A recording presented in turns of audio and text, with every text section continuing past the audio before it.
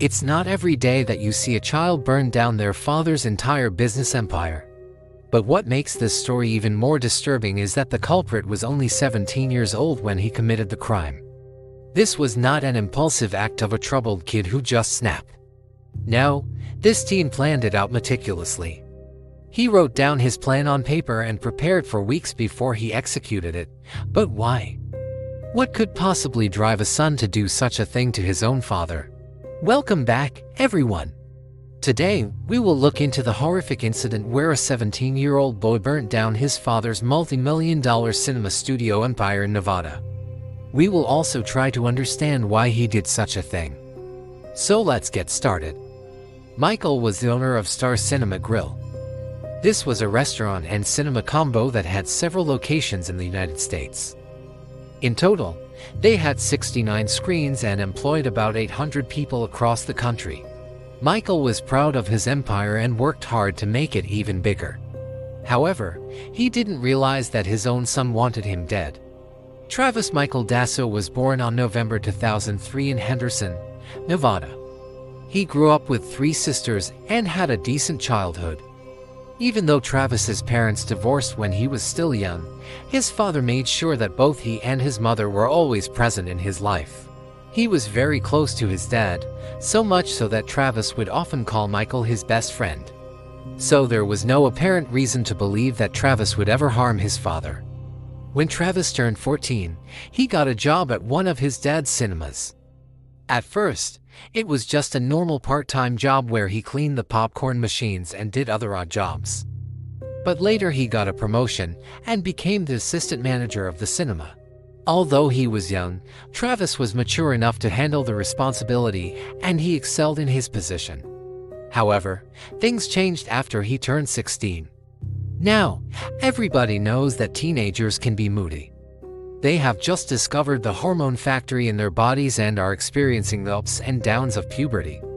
But Travis's mood swings were extreme. He would go from being happy and cheerful to angry and violent in the blink of an eye. And this frightened everybody, especially his family and friends. One day, Travis came home from work and found his dad waiting for him. He was furious and asked his dad why he hadn't been promoted to manager yet, when Michael tried to explain that it was too much responsibility for someone his age. Travis flew into a rage and attacked his father. Before Michael could react, Travis punched him right in the face. It was a solid hit that left Michael with a bloody nose and a swollen eye. From then on, Michael was afraid of his own son. He had never seen this side of Travis and was scared that the boy might hurt him or someone else in a fit of anger. After the fight, Travis moved out and started living with his mother. But his behavior didn't improve. He kept having mood swings and lashing out at people, sometimes even attacking them physically. Michael was worried for his son. He loved Travis more than anything and wanted him to get help. But Travis hated his dad for taking away his freedom by grounding him. He felt like his dad had put him in jail. And now he couldn't stand him. In 2019, Travis ran away from home and decided to join the army. He enlisted and underwent basic training, but was kicked out after a few months for failure to adapt. After failing to make something of himself, Travis returned home and tried to move on with his life. He began working at McDonald's again and seemed to have calmed down a bit. But behind closed doors, he was plotting revenge against his dad.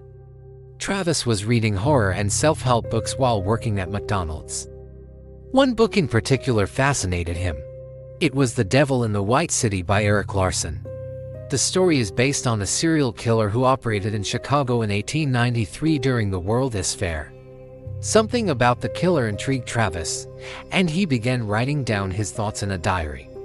As time passed, the entries became more violent and disturbing. Travis talked about how he wanted to kill his dad and how he would be famous for doing so. Then he began planning his attack. He wrote down everything he needed to do in order to carry out his plan successfully. For example, how much money he needed, what supplies he would need, and how long he would need to prepare. Travis was smart and knew exactly what he needed to do to execute his plan perfectly. He was preparing for over 2 weeks before carrying out the attack. On June 2021, Travis left his house and went to his father's office. There he stole a bottle of rum and took it to his friend's house. He explained to his friend that he needed the rum to set fire to his dad's house. His friend refused to help him, so Travis poured the rum on the floor and lit it on fire. Then he ran away. As he ran away, he saw the flames coming out of his friend's window. A big smile spread across his face. Finally, he thought it was going according to plan. But what Travis didn't know was that his father had installed security cameras all around the house. These cameras recorded everything he had done. The police reviewed the footage and saw that Travis was responsible for the fire. They arrested him and charged him with multiple counts of attempted murder. It turned out that Travis had meant to kill his father, but Michael had gone to one of his cinemas to check on business when the attack happened. If he had been at home, he would have died along with his wife and daughter. Travis's mother and his two other daughters were at home, but they managed to escape through a window. At the trial, Travis pleaded guilty to all charges. In court, he told the judge that he had planned the attack for a long time and that he had written everything down in his diary. The prosecution wanted Travis to be sentenced as an adult and spend the rest of his life in prison. The defense argued that Travis was just a troubled teen who needed help, not prison. Finally, the judge ruled that Travis would serve 48 years in prison before he could be released. After hearing the verdict, Travis broke down and apologized for his actions. He said that he regretted everything he had done and wished he could take it all back. However, many people, including Michael, didn't accept his apology. They believed that Travis was faking it and that he didn't feel remorse at all. Today, Travis is 19 years old and still in prison. He has shown no signs of remorse or repentance, which makes everybody wonder what drove him to commit such a heinous crime. Some say it was the bullying at school that made him violent. Others say it was the divorce of his parents. Whatever the reason, one thing is certain: Travis Dasso is one of the most dangerous criminals in America and will remain behind bars for the foreseeable future. Now, we want to hear your opinion. What do you think drove Travis to commit such a horrific crime? Was it bullying, his parents' divorce, or something else entirely? Let us know in the comments below. And if you enjoyed this video, don't forget to like and share it with your friends. Thanks for watching and we'll see you next time.